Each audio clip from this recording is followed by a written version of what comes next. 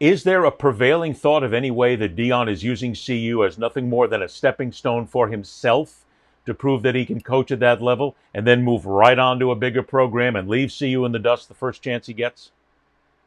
I think that thought exists certainly because look, this is what happens with Colorado schools. I mean, it happens at CSU about every 2 years.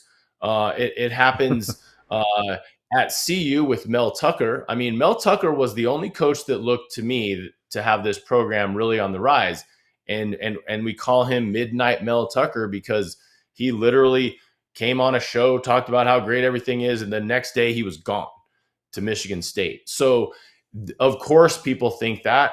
Do you I think even generally, CU knows it? That if you were to delve into the boardrooms at CU right now, the athletic department, that they say to themselves, guys, we know that this is temporary and he's using us, but we really don't give a shit. Because if it makes us money and sells out the program and gets us a lot of people to pay attention to us, we then are going to make a whole lot more money in the process. So let's let him use us. yeah, I mean, I think for all intents and purposes, CU has already won. They've already won this. This scenario has played out.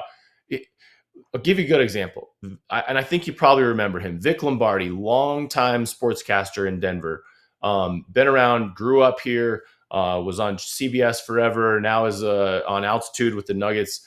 He said when the rumors were starting to fly about Deion Sanders coming to Colorado, he said, "I will walk from our studio to my house if this comes true."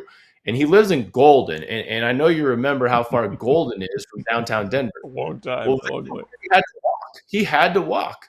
It's almost unfathomable to me still to think that this guy, this brand, came here because I don't know why he would. Well, I'll take that back. Because it's When easy. you walk, Because it's easy. He can't lose. I mean, if he turns up to be an over 500 coach, he can blame it on somebody else, and he can still get the Dion brand rolling, and he can move on someplace else. Because even if Deion Sanders' opinion goes 500 or just barely over 500, which he won't, I think he'll get some good players. But I think if that happens, it won't hurt the Dion brand whatsoever. He'll be able to go to the next employer and say, I did it in Division One. I got there. Now I got the seasoning here. Now pay me more money. I don't see a losing scenario here for Sanders under any circumstance. no, I really don't either. The one thing I'll say about it's funny because people we're so used to just calling him Coach Prime now. This is what's said all over the place.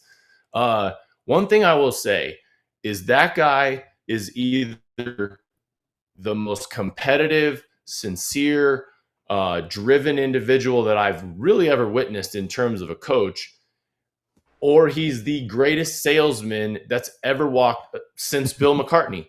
And that I don't necessarily think that's a bad thing, but people out here are buying into the notion that he wants to set up something permanent. He wants to leave his mark.